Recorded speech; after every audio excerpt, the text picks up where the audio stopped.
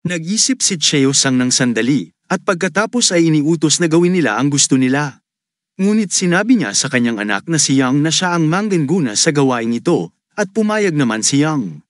Sinabi ni Cheo Sang na ihanda nila ito ng tahimik at kumuha ng ilang mga tauhan para hindi mapahiya. Sinabi ni Cheo Sang na gawin ito ng mabilis at lihim hanggat maaari, at tiyakin na maayos ang lahat ng gagawin nila. Sumagot si Yang sa kanyang ama na gagawin niya ito. Samantala, nagsasanay si Ho ng Heavenly Thunder Squad, at nang sinabi niya na bunutin ng pana, tumira sila ng mga palaso na tumama ng eksakto sa mga target. Masaya si Ho dahil mas magaling na sila ngayon, at sinabi niyang tila lahat sila ay mga master ng mabilisang pagputok. Gayunpaman, sinabi ni Yil Chen na marami pa silang dapat matutunan. Nagtanong si Ho kung maaari silang mag-ensayo ng mas matindi pa, na ikinabigla ng lahat dahil sa magaling na sila. Nagtanong si Ho kung maaari bang magdagdag ng ilang tira sa pang-araw-araw na target na 500 putok, ngunit nag-alala sila. Sinabi ng isa sa kanila na nakakapagtaka yun. Biglang tumawa ng malakas si Ho at sinabing nagbibiro lang siya, ngunit tila hindi yun biro para sa squad. Sinabi ni Ho na mula sa araw na yun, tuturuan niya sila ng isang bagay na mas kakaiba, na nagdulot ng pag-aalinlangan sa kanila kung ano yun. Nagtanong si Ho kung ano ang kaibahan ng isang tunay na laban at ng pagsasanay na labanan, kung saan sumagot si Yil Chen na ito'y tungkol sa pagkakaroon ng mga galaw. Sumang-ayon si Ho at sinabi niyang tama si Yil Chen, at ang mga bagay na kanilang pinag-practicean ay kung paano tamaan ang target. Ngunit sinabi ni Ho na kailangan nilang matutunan ng isang bagay mula sa mga laban sa totoong buhay. Sinabi ng squad na natutunan nila ito, at sinabi ni Ho na mula ngayon ay gagawin nilang mas dynamic ang kanilang pagsasanay dahil ito'y makakatulong sa kanilang pag-unawa. Ngunit sinabi ni Ho na mayroon pang isang bagay na kailangan nilang pagsanayan. Kaya't nagtanong ang squad kung ano yun. Sumagot si Ho na kailangan nilang isipin siya bilang kanilang kalaban at atakihin siya ng sabay-sabay. Nagulat ang lahat at sinabi nilang hindi nila magagawa yun. Ngunit nagtanong si Ho kung natatakot ba sila, na sinagot ni Yil Chen na hindi yun ang dahilan at may sasabihin pa sana. Ngunit pinutol ni Ho at sinabi na huwag nang mag-alala tungkol sa kanya, at inutusan silang gawin ang sinabi niya dahil alam nila ang mangyayari kung mabaygo sila. Sumunod ang lahat kay Ho, at iniutos niyang ihanda na ang kanilang mga pana. Bago sila tumakbo, pinaalalahanan ni Ho na mag-ingat dahil mabilis siya. Biglang tumakbo si Ho at sinabihan ni Yil Chen ang lahat na maghanda dahil sabay-sabay nilang aatakihin si Ho. Nang barilin nila si Ho, iniisip niyang hindi ito masama, ngunit nabasag niya ang lahat ng palaso gamit ang kanyang espada. Nang umatake sila mula sa kaliwa, iniwasan ni Ho ang mga ito. Sinubukan nilang barilin mula sa likuran, ngunit iniwasan agad ni Ho ang mga palaso at sinabi niyang magaling sila. Nabigla ang lahat sa mga kakayahan ni Ho. Ngunit sinabi ni Yil Chen na kailangan nilang magpatuloy sa pakikipaglaban. Biglang nagtanong sila kung sisimula na ba ni Ho ang kanyang kontra-atake. Gamit ang kanyang espada, binasag ni Ho ang mga palaso at hinagis pabalik sa mga bumaril. Natakot ang lahat nang makita ang mga palasong pabalik sa kanila, ngunit hindi sila tinamaan. At sinabi ni Ho na tapos na. Nabigla ang squad, ngunit nagtanong si Ho kung bakit malungkot ang kanilang mga mukha. Nagtanong si Yil Chen kung paano nakakagalaw ng malaya si Ho ng ganoon, na sinagot ni Ho na ito ay dahil sa kasanayan, at tinanong kung sa palagay ba nila na nag-ensayo lang si Ho ng ilang araw lamang. Ipinaliwanag ni Ho na ipinapakita niya ang mga galaw ng isang tao na may antas na kasing taas ng kay Kang Yu at tinanong kung ano ang ibig sabihin nito. Ipinaliwanag pa ni Ho na kung may makakasalubong silang isang tao na kasing antas ni Kang Yu, dapat nila itong harapin ng walang pag-aalinlangan.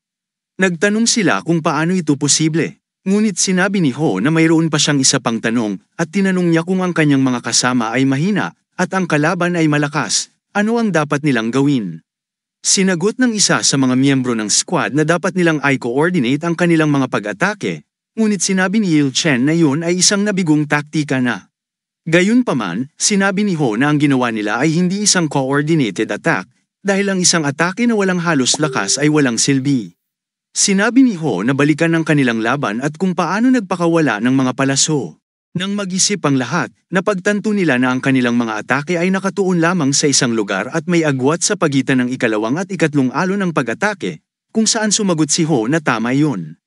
Nagtanong si Ho kung ano sa palagay nila ang mangyayari kung sabay-sabay silang bumaril sa iba't ibang bahagi ng katawan, at sinagot niya ito, sinasabing hindi siya magkakaproblema.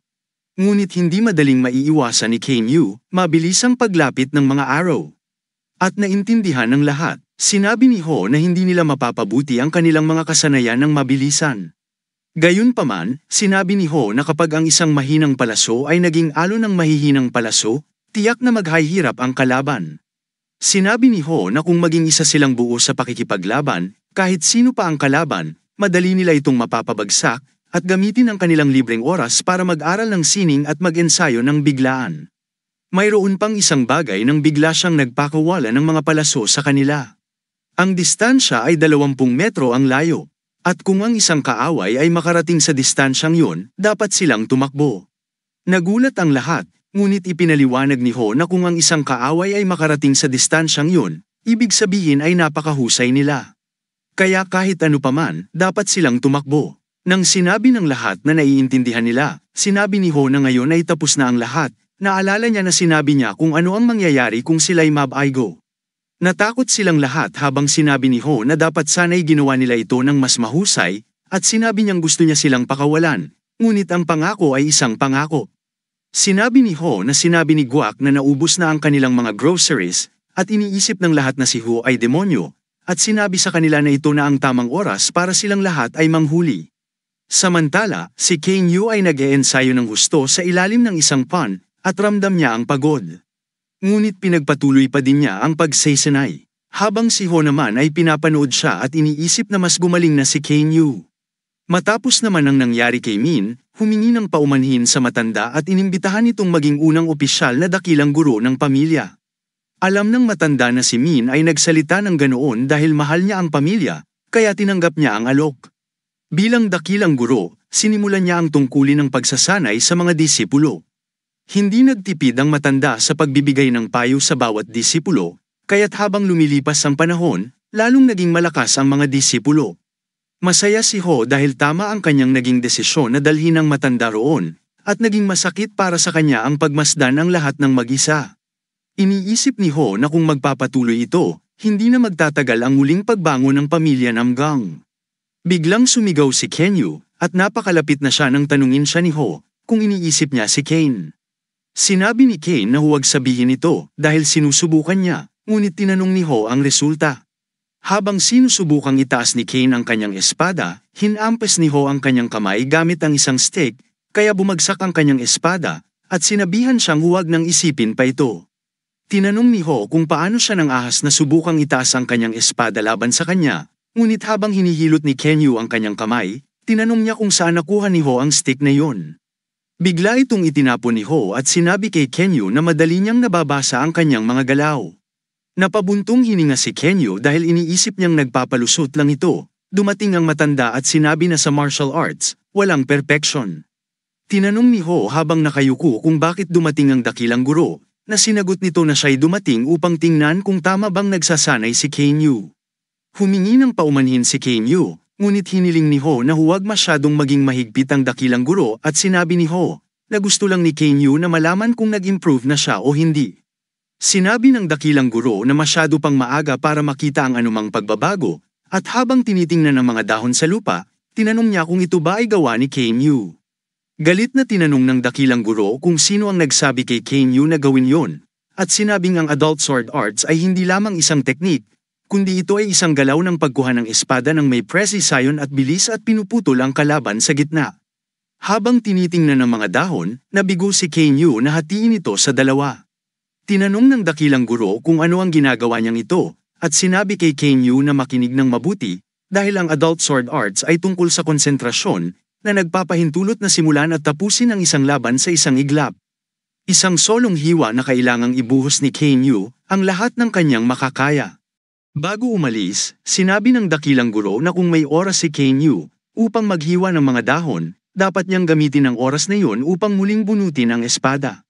Sa mahinang tinig na sumagot si Kane Yu na nauunawaan niya at ipagpapatuloy niya ito sa kanyang isipan. Sa kabilang dako, sinabi ng dakilang guro kay Hu na si Kane ay isang mabuting bata at may talento at potensyal. Sinabi ng dakilang guro na kung si Kane Yu na isang bata ay matuturuan ng maayos, lalaki siyang maging isang mabuting tao, at ngumingiti si Hu, na sumang-ayon din. Bigla, tinanong ng matanda kung nagpadala na ng pera ang Union Guild, na sinagot ni Ho na ipinadala na nila ang kaunti ng kanilang kinita. Kasabay nito, nang tanungin ng matanda kung ayos na yon, tinanong ni Ho kung ano ang ibig niyang sabihin. Sinabi ng dakilang guro na ang tigre na namumuno sa kagubatan nito ay nawalan ng biktima. At tinanong kung basta na lang ba maghihintay ang tigre. Sumagot si Ho na marahil hindi sila uupo lang. Ngunit nang sinabi ng dakilang guro na si Ho ay tila napakakampante, sumagot si Ho na siya ay nakaantabay lamang kung sakaling kailanganin at sinabi niyang walang perpekto sa mundo. Sinabi ng dakilang guro na si Ho ay tila relax na relax, kaya't dapat may plano siya, na sinagot ni Ho na wala siyang plano, ngunit may isa siyang pinagkakatiwalaan. Samantala sa gabi, napansin ni Xiao Wang ang grupo ng kalalakihan sa kagubatan. At narito ang mga tauhan ni Cho Seng na pinamumunuan ni Yang. Nang dumating sila, sinabi ni Yang sa lahat na magmadali, dahil aatakihin na nila ang kanilang kalaban. Sinabi ni John na kung talagang sasagupain nila ang kanilang kalaban ng palihim, dapat sana ay nakatakip sila ng maskara. Ngunit sinabi ng isa na hindi niya iniisip na ang bagay na ito ay sapat na para magmaskara sila. Isa sa kanila ang nagsabi na tama ang vice head at dapat nang pangunahan ni John ang daan ng tahimik. Sinabi ng lalaki na dapat silang umatake mula sa tatlong panig, pagdating nila sa harap ng mga tarangkahan. At sinabi ni Yang na siguraduhin nilang wala ni isa ang makakatakas. Biglang, may isang lalaki na hamarang sa daan upang walang makalabas. Ninais ni Yang na lahat ay magtagumpay. Ngunit biglang, may isang lalaki sa likuran na bumagsak, ang kanyang balikat at nagsimulang magdugo. Nagtaka ang iba kung ano yun, ngunit biglang nakita nila ang isang falcon sa langit, at galit na galit si Yang at tinanong kung ano ang ginagawa nila. Sinabi ni Yang na umatake na sila, ngunit muling umatake ang falcon sa isa pang lalaki. Sinabi ng isa na lumayo na sila dahil puputulin niya ito. Ngunit umiwas si Xiao Wang sa kanyang atake at lumipad pataas. Bigla, ang lalaki na unang hamarang sa daan ay umatake mula sa tuktok ng bubong at naghihintay kay Xiao Wang nang hindi handa. Agad na pinutol ng lalaki si Xiao Wang at bumagsak ito sa lupa. Lahat ay nagdiwang sa pagbagsak ng malaking ibon, habang sinasabi ng lahat na tumahimik na sila dahil sikat na sila. Ngunit galit na galit si Yang at tinawag silang mga tanga, dahil sa isang maliit lang na falcon. Biglang napansin ni Yang na may isang tao na naglalakad papunta sa falcon at tinanong kung sino yun. Ngunit tahimik na lumapit si Ho sa falcon. Nagtaka ang lalaki na umatake sa falcon kung siya ang may-ari ng falcon at kung siya ang pumatay kay Representative Giant Juke. Galit si Ho, ngunit nang masilayan niyang mabuti si Xiao Wang, sinabi niyang alam niyang ayos lang siya, kaya't itigil na niya ang pagpapanggap at tumayo na. Samantala, kumpiyansa ang lalaki na umatake sa falcon na patay na ito, ngunit biglang nagising si Xiao Wang na ikinagulat ng lalaki at naupo siya sa balikat ni Ho. Pinuri ni Ho si Xiao Wang at hindi makapaniwala ang lalaki dito, ngunit sinabi niya na ang buhay ng falcon ay mahaba, kaya sinabi ni Ho na magpahinga na si Xiao Wang, limay pa dito, at umalis. At sinabi ni Ho na siya na ang bahala dito. Muling tinanong ng lalaki kung si Ho nga ba ang pumatay kay Haijuk sa Mount AC Rock, ngunit tinanong ni Ho kung tinutukoy ba niya ang duwag na martial master na gumagamit ng lason. Sinabi ni Ho na narinig niyang namatay si Haijuk sa kamay ng mga magnanakaw. Ngunit sinabi ng lalaki na huwag nang magsalita walang respeto kay Haijuk dahil hindi siya karapat-dapat magsalita ng tungkol kay Haijuk. Sinabi ni Ho na nagbibiro lang siya dahil hindi makapagpatumba si Haijuk ng isang magnanakaw, kaya gumamit siya ng lason at alam ng lahat kung ano ang ginawa niya. Biglang dumating ang Heavenly Thunder Squad at sinabi ni Ho na nais niyang ipakita ang kanyang pasasalamat sa kanyang kaibigan na nagpadala ng duwag sa kabilang buhay. Sinabi ng lalaki na umatake sa falcon na lumapit siya kung siya'y matapang at sinabi niyang ay padadala niya ito sa impyerno. Kaya't inihanda ni Ho ang kanyang busog at sinabi sa Heavenly Thunder na manood na lang. Sinabi ni Ho na ito ang sining ng busog at bigla niyang pinakawalan ng isang palaso papunta sa lalaki. Ngunit tinawanan siya ng iba at nagtanong kung ano yung napakabagal na arrow. Gayunpaman, gulat si Jong at nagtaka kung gaano kalakas ang lakas ng shot upang mapatigil ang isang palaso sa ere. Biglang nagsimulang tumakbo ang lalaking target, iniisip na siya ay tiyak na mapapahamak, dahil kahit saan man siya magtangkang umiwas, sinusundan siya ng palaso. Iniisip ng lalaki na hindi niya alam kung kailan bibilis ang palaso, dahil doon lamang siya magkakaroon ng pagkakataon. Bigla, si Jong ay nagtatangkang tumulong ngunit may isa pang lalaki na nagsasabi na ang kanilang kasama ay isang mandirigma na may tiwala. Kasabay nito, huminto ang lalaki sa pagtakas at pinatalsik ang palaso gamit ang kanyang espada, na ikinagulat ni Ho dahil nablok ng lalaki ang kanyang palaso. Biglang bumaril muli si Ho ng isa pang palaso na agad ding nablok ng lalaki. Ngunit sabi ni Ho, pabayaan na natin siya. At biglang bumalik ang palaso at tumusok sa gilid ng leeg ng lalaki. Nabigla si Yil Chen at sumigaw. At sinabi ni Ho na ito ang arrow-guided sky. Habang papanain niya muli, sinabing ipagpapatuloy niya. Kaya bumaril muli si Ho kung saan naiwasan ng lalaki. Sa pagkakataong ito muling bumalik ang arrow at tinamaan ang binti ng lalaki. Ang lalaki ay napaluhod habang nagulat ang Heavenly Thunder Squad. Sabi ni Yil Chen, ang bilis ng transisyon mula sa paghila ng pana hanggang sa pagputok ay kamangha-mangha. Isa pang tao ang nagsabi na ang bawat galaw ni Ho mula sa paghawak sa pana hanggang sa pagputok ay isang tuloy-tuloy at maayos na kilos na walang putol. Samantala, napagtanto ng lalaki na wala siyang oras para magpahinga. Dahil muli siyang tinutukan ni Ho, sabay sabing magaling kang umiwas. Sabi ni Ho, ito na ang huling palaso. Swertihin ka sana sa pag-iwas. Biglang dumating ang isang tao at nagtanong kung ano ang ginagawa ni Ho. Lumingon si Ho at nakita ang Elder Master at si Min na galit na galit. Sabi ng Elder Master kung ano ang ginagawa niya. Hindi maipapakita ang respeto sa isang laban kung saan nakataya ang buhay, lalo na para sa isang martial artist. Sabi ng Elder, sa mga kakayahan mo, dapat ay matagal nang natapos ang laban na ito, ngunit paano mo nagawa na gawing laruan ang kalaban mo?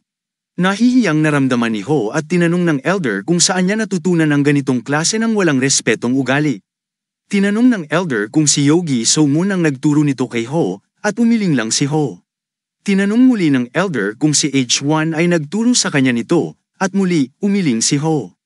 Sabi ng Elder, habang tinitingnan si Ho, nakikita niya ang kanyang ama sa kanya, at nakikita rin si Hao So-moon na pinalaki siya. Pinagalitan ng Elder Master si Ho at humingi siya ng tawad dahil sa pagpapakita ng ganitong klaseng eksena. Sabi ni Ho na ito'y isang pagkukulang sa kanyang paghatol at humingi siya ng tawad. Sabi ng Elder Master, alam niya na si Xiao Wang ay mahalagang kaibigan mo, at marahil yun ang dahilan kung bakit ka umakto ng ganito. Ngunit hindi ko ito maaaring bigyang katwiran. Ang kanyang mga galaw, tinanong niya kung ano ang matutunan ng Heavenly Thunders mula dito. Naintindihan ni Ho at humingi siya ng tawad, ngunit sabi ng Elder, hindi ako ang dapat mong hingan ng tawad, kundi may iba pang tao.